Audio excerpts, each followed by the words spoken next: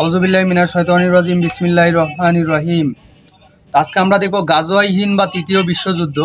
মূলত আজকে যদি আমরা দেখি যে এই যুদ্ধগুলো মূলত যেভাবে বাঁধবে বা যা হবে, কত মানুষ এখানে প্রাণ হারাবে, এই সম্পর্কে যদি দেখি, যারা যুদ্ধ তৈরি করে, যারা ফিতনা তৈরি করে, যারা এই যুদ্ধগুলো ঘটায়, তারা কলম এই যুদ্ধে খুবই ক্ষতিগ্রস্ত কম হয়, কিন্তু যারা যুদ্ধের ময়দানে সাধারণ মানুষ থাকে তারা সব থেকে ভোগান্তির ভিতরে থাকে।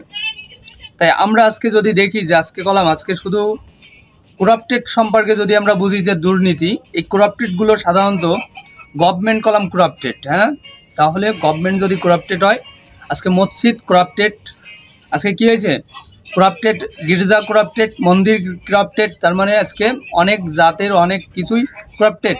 ম্যান উইম্যান করাপ্টেড, ইমাম corrupted, প্রহিত corrupted, pope corrupted.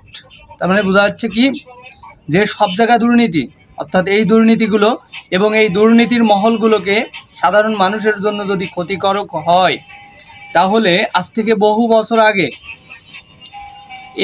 Sunan ইবনে মাজাহ, নবী করিম সাল্লাল্লাহু আলাইহি ওয়াসাল্লাম আমাদের কাছে সুনান ইবনে মাজাহ সম্পর্কে যেটা বলে গেছে, যেটা ওল্ড টেস্টামেন্ট, যেটা পারস্য সাম্রাজ্য, যে সম্পর্কে বিভিন্ন সাহাবীরা জানতেন, ঠিক সেখান থেকে আজকে যদি দেখি যে আজকে আমাদের সিডনিতে অর্থাৎ অস্ট্রেলিয়াতে গাজওয়ায়ে হিন্দ সম্পর্কে আলোচনা চলতেছে। গাজওয়ায়ে হিন্দ বলতে আসলে মূলত বোঝানো হচ্ছে যে তারা বোঝাইতে চাচ্ছে যে সেই পোপ হচ্ছে মারিও ইমানুয়েল। হ্যাঁ, বাগদাদ শহরে তার জন্ম। তো তিনি যেটা দেখাচ্ছে যে তিনি বলতেছে যে সেই সমস্ত ভণ্ড ভাববাদীদের থেকে সাবধান, অর্থাৎ সেই সমস্ত ভণ্ড যারা কিনা ভণ্ড ইমাম, ভণ্ড প্রহিত, ভণ্ড পোপ, তাদের থেকে সাবধান। তারা তোমাদের কাছে নিরীহ মেষের মতো আসবে। নিরীহ কিসের মতো? হ্যাঁ, মেষের মতো আসবে এবং তাদের ছদ্মবেশে, অথচ ভেতরে তারা সিংহ ও নেকড়ের মতো, কথা হচ্ছে এরকম থাকবে উগ্রবাদ। অর্থাৎ উগ্রবাদ যদি থাকে, তাহলে আমরা যদি দেখি যে আজকে এই উগ্রবাদিতা আমরা যদি দেখি যে দাতা দেশ হিসেবে ইন্ডিয়া কলাম আমাদের পাশে, এখন সেই দাতা দেশের বিরুদ্ধে যদি আমরা যুদ্ধ করি, দাতা দেশ কলাম আমাদের সাথে যুদ্ধ করবে না। কথা হচ্ছে সেই দাতা দেশকে উস্কানি দেওয়া হবে, আর বাংলাদেশকেও উস্কানি দেওয়া হবে, আর তারপর সেই যুদ্ধগুলো তৈরি হবে, আর পৃথিবীর বিভিন্ন দেশগুলো এগুলো হাসাহাসি এবং এই খেলা দেখবে, এবং সাধারণ জনগণ মারা যাবে। আর এই জনগণ যখন মারা যাবে, তখন এই যেই করাপ্টেড প্রত্যেকটা জায়গায় যে দুর্নীতি, আর সেই দুর্নীতি মহলের সেই সমস্ত মানুষগুলো, সেই সমস্ত জনগোষ্ঠীগুলো এই দায়ভার কি নিবে? তাই এখানে ঈসা ইবনে মারিয়াম, ঈসা মসিহ, এই সুনান ইবনে মাজাহ আমাদেরকে যেভাবে জানাচ্ছে যে, এবং ঈসা মাসিহ উনি যেভাবে বলতেছে যে তারা যোহনকে বললেন, আপনি যদি সেই খ্রিস্ট নন, এলিও নন, ভাববাদীও নন, তাহলে আপনি কি বাস্মিত করছেন কেন? অর্থাৎ তিনি বলতেছে তিনিও পোপ হয়েছে, তিনিও মানুষকে কি করতেছে? বাস্মিত দিচ্ছে। অর্থাৎ যেটাকে ইসলাম অনুযায়ী যেটাকে বলা হয় বায়াত। বায়াত, যেখানে নবী করিম সাল্লাল্লাহু আলাইহি ওয়াসাল্লাম আমাদেরকে বায়াত করাইছে সাহাবীদেরকে গাছের তলায়, এবং তিনি বলছে যে আমার হাতের উপর যার হাত, তিনি হচ্ছে তোমাদের রব, তিনি আসিউন আলিম, তিনি সর্বজ্ঞ প্রজ্ঞাময়। হ্যাঁ, বায়াতের সিস্টেম তো দীক্ষা, মন্দির সিস্টেমে দীক্ষা যখন করাইছে, তখন হিন্দুরাও কি করায়? দীক্ষা করায়। অর্থাৎ ঠিক তেমনই খ্রিস্টীয়রা কি করে? বাস্মিত দেয়। তাই এই বাস্মিত সম্পর্কে বোঝানো হচ্ছে যে তখন সে দিচ্ছিল, এর উত্তরে যোহন বললেন, আমি যে জলে বাস্মিত দিচ্ছি, তা জলে বাস্মিত দিচ্ছি, এটা আছে গসপেল, এবং এটা হচ্ছে যোহন পুস্তক 25 এবং 26, 1-25, 26। উত্তরে যোহন বললেন, আমি জলকে বাষ্মিত করছি, তোমাদের মধ্যে একজন দাঁড়িয়ে আছে যাহাকে তোমরা চেনো না। তার বলতেছে যে তোমাদের সামনে দাঁড়িয়ে আছে তাকে তোমরা চেনো না। হ্যাঁ, তিনি সেই লোক যিনি আমার পরে আসছেন, আমি তার পায়ে চটির ফিতে খোলারও যোগ্য নই। অর্থাৎ দেখো, তার মানে এখানে একটা জ্ঞান সম্পর্কে বলা হচ্ছে, পৃথিবীতে জ্ঞান আছে অপরন্ত। 2025 সাল যদি সেটাকে ভয়ঙ্কর করা হয়, আরও ভয়ঙ্কর থেকে ভয়ঙ্করতম, তার দায়ভার কেউই নেবে না। শুধু মানুষ বিভিন্ন দিক থেকে উস্কানি দিতে থাকবে।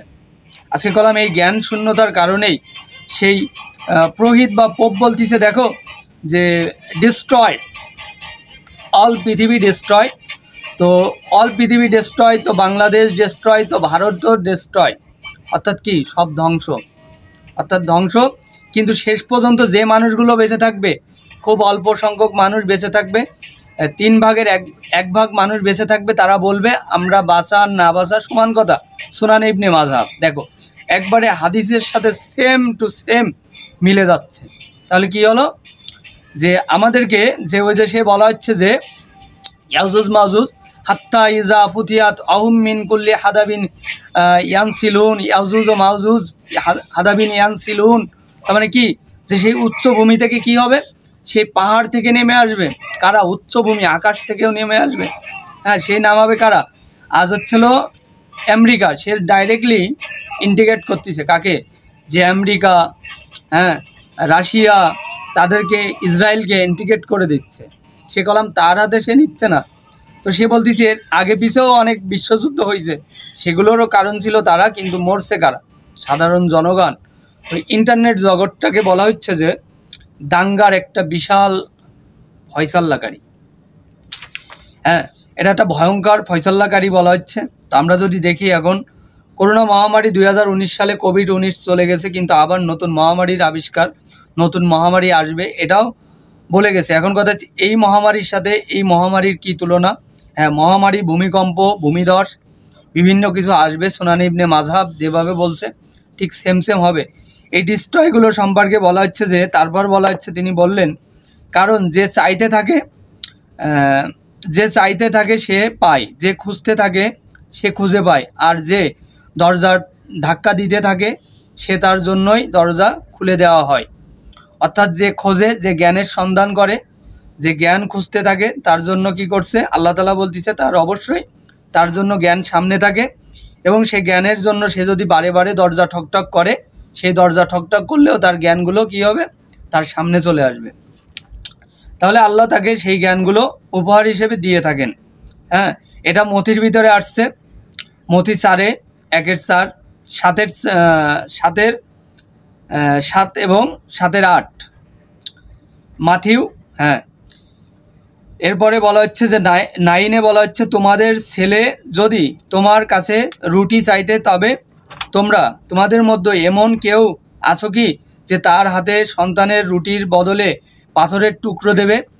অর্থাৎ আজকে যদি যে পিতা সম্পর্কে বলা হচ্ছে যে মারিয়াম ইবনে মাসিউ, যিনি দাজ্জালের আবির্ভাব, আমরাও জানি সূরা নিসার ভিতরে যেভাবে বলা হচ্ছে যে ওনার নাম নেওয়ার আগে ওনার মায়ের নাম নেওয়া লাগে। সেই মাসি ইবনে মারিয়াম সম্পর্কে বলা হচ্ছে যে সুনান ইবনে মাযহাবের ভিতরেও তার সম্পর্কে বিশালভাবে বর্ণনা, এবং ঈসা ইবনে মারিয়াম সম্পর্কে বলা হচ্ছে তারই পর দাজ্জালের আবির্ভাব। তাহলে আমরা দেখলাম যে তাকে বলা হচ্ছে আল্লাহ তাকে বলতেছে যে সুসংবাদ দিচ্ছে মারিয়ামকে যে তোমার গর্ভে এক সন্তান আসবে, এবং সেই সন্তান কি হবে, যে সেই সন্তানকে আমি পাঠাবো। হ্যাঁ, তখন ওল্ড টেস্টামেন্ট নিউ টেস্টামেন্ট ঠিক সেম এভাবেই বর্ণনা করে, কিন্তু বলে যে প্রভু সেখানে বলে যে অবশ্যই মানুষ তাকে কি নামে জানবে, যে তার মানুষ সাধারণতভাবে জানবে যে সে হচ্ছে আল্লাহর পুত্র।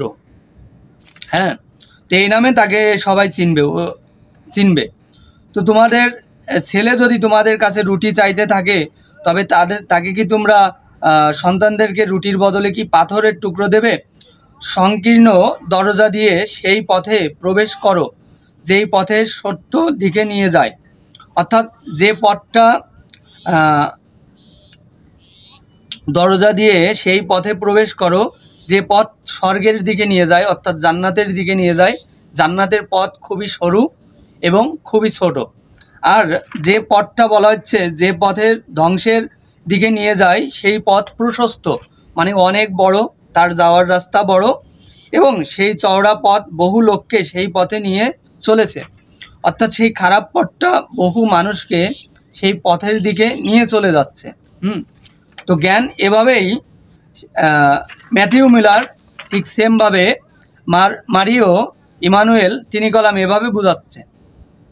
হ্যাঁ, যে সেই সংকীর্ণ দরজা দিয়ে কলাম কি করতেছে, বহু মানুষকেই সেই পথে নিয়ে চলে যাচ্ছে। তিনি কলাম নিউ টেস্টামেন্টকে দেখাচ্ছে সম্পূর্ণভাবে, যে এভাবেই এই মাথিউর ভিতরে এভাবে আসছে 13। তো এখানে 14তে বলা হচ্ছে, কিন্তু যে পথ জীবনের দিকে গেছে আর যে দরজা সংকীর্ণ আর পথও দুর্গম, হ্যাঁ, অল্প লোকেরই তারই সন্ধান পায়। অর্থাৎ কিন্তু যে পথ জীবনের দিকে গেছে, অর্থাৎ জীবন জল, জীবন সুন্দর, জীবন পথ, জীবন জান্নাতের পথে গেছে, হ্যাঁ, দরজা সংকীর্ণ আর পথ দুর্গম, অর্থাৎ সেই রাস্তাটা খুবই কঠিন। সেটা প্রত্যেকটা ভাববাদী, এলিও, বক্তা, পুরোহিত, ইমাম সবাইকে বোঝানো হচ্ছে যে সবারই সেই পথটা অনেক কঠিন এবং সেই মানুষগুলোকেও পার করা তার পক্ষে অনেক বড় কঠিন। এজন্য ফিতনা না ছড়ানো বা ফিতনা তৈরি করা, তার থেকে ফিরে আসা, এটা মানুষকে বোঝাচ্ছে যে তার থেকে ফিরে আসার একটা বিষয়কার বোঝাচ্ছে। এজন্য বলা হচ্ছে, তিনি বলতে চাচ্ছে যে অবশ্যই বাংলাদেশ যেন ইন্ডিয়াকে ভালো মনে করে, ইন্ডিয়াকে মন থেকে মেনে নেয় এবং ইন্ডিয়ার প্রতি তাদের গুরুত্ব যেন বাড়ে। অবশ্যই তৃতীয় পারমাণবিক যুদ্ধ হবে এবং সেটি আমেরিকা ঘটাবে, কিন্তু মূলত বাংলাদেশ ভাববে যে এই কাজটা ইন্ডিয়াই করছে বা তার আশেপাশের দেশগুলোও করছে। অর্থাৎ কিন্তু যদি তারা ভালোবাসতো সেই তার পাশের জনকে, অবশ্যই তারা পথ খুঁজে পেত। অর্থাৎ হ্যাঁ, এই নির্দেশনা কলাম তিনি দিয়ে যাচ্ছে। আর এটা তিনি দিচ্ছে কিভাবে? তিনি নিউ টেস্টামেন্টের মাধ্যমে তিনি এই ঘটনা বর্ণনা করতেছে। তো লোকেরাই তার সন্ধান পায়, তার মানে তো আল্লাহ আমাদেরকে কি করতেছে? জ্ঞানের সন্ধান দিচ্ছে। নবী করিম সাল্লাল্লাহু আলাইহি ওয়াসাল্লাম যতগুলো যুদ্ধে জয়লাভ করছে, যা কিছু করছে, তার বিভিন্ন সাহাবী আজমাইনরা বিভিন্ন দেশের ভিতরে ছড়ানো ছিটানো ছিল। আর তারা নবী করিম সাল্লাল্লাহু আলাইহি ওয়াসাল্লামকে বিভিন্ন সময় বিভিন্ন ডিরেকশনের মাধ্যমে বিভিন্ন দেশ জয়লাভ, বিভিন্ন কিছুই কলাম এনে দেয়। তো এই জন্য নবী করিম সাল্লাল্লাহু আলাইহি ওয়াসাল্লাম কলাম কাউকে কখনো খাটো করে দেখিনি। আর প্রত্যেকটা ধর্মগ্রন্থকেও আমরা কখনো খাটো করে দেখবো না। কোরআন কখনো আমাদেরকে এভাবে কোনো ডিরেকশন দেয় না। যেহেতু তাওরাত, জবুর, ইনজিল, কোরআন এই 4টে কিতাবই আল্লাহ তাআলা আমাদেরকে কঠিনভাবে ফলো করতে বলতেছে, যার ডিরেকশন আল্লাহ তাআলা সূরা বাকারা আরও অন্যান্য সূরার ভিতরেও সেম টু এই ঘটনাগুলো বর্ণনা করছে। অবশ্যই সেই সমস্ত নবীগণদেরকে আল্লাহ তাআলা যে জ্ঞান দান করছে সেগুলো তাওরাত, জবুর, ইনজিলের মাধ্যমে, হ্যাঁ, এবং কোরআনের মাধ্যমে। এবং বিশ্বনবী নবী করিম সাল্লাল্লাহু আলাইহি ওয়াসাল্লামের সম্পর্কেও সেই দিন মিশরের সেই মিশরীয় অর্থাৎ তুর্কির নেতা সেদিন যে ভাষণটা দেয়, ইসলামিক যিনি থাকে, তিনি সেদিনও কলাম মুহাম্মদ সাল্লাল্লাহু আলাইহি ওয়াসাল্লাম সম্পর্কেই জানায় যে অবশ্যই নবী করিম সাল্লাল্লাহু আলাইহি ওয়াসাল্লাম এই পৃথিবীর সর্বশেষ এবং উনি হচ্ছে সব কিছুর ঊর্ধ্বে।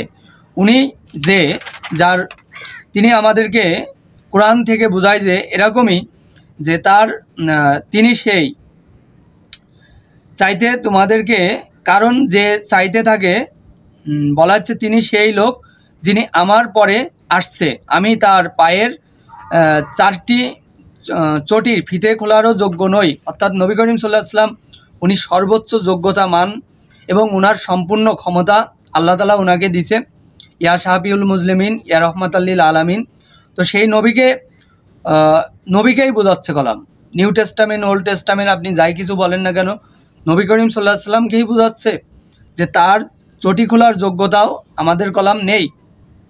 এই জন্য আমাদের জ্ঞান গরিমা সম্পূর্ণ উনি বলতে চাচ্ছে যে মানুষের সবসময় সেবামূলক, মানুষের পাশে থাকা, মানুষকে ভালোবাসা এবং অসহায় মানুষকে টেনে তোলা, এটাই মানুষের কর্তব্য। কিন্তু আমরা এক শ্রেণীর মানুষ উগ্রবাদ সৃষ্টি করা, এগুলো থেকে বিরত হওয়ার কথা বলা হচ্ছে। অর্থাৎ আমরা যেন আল্লাহ তাআলা যেন আমাদেরকে এই উগ্রবাদের ভিতরে না নিয়ে যায় এবং তার থেকে বেরিয়ে আসার সর্বোচ্চ যেন ইলম আল্লাহ তাআলা আমাদেরকে দান করে। অবশ্যই আজকের এই জ্ঞানগুলো মুসলিম তথা অল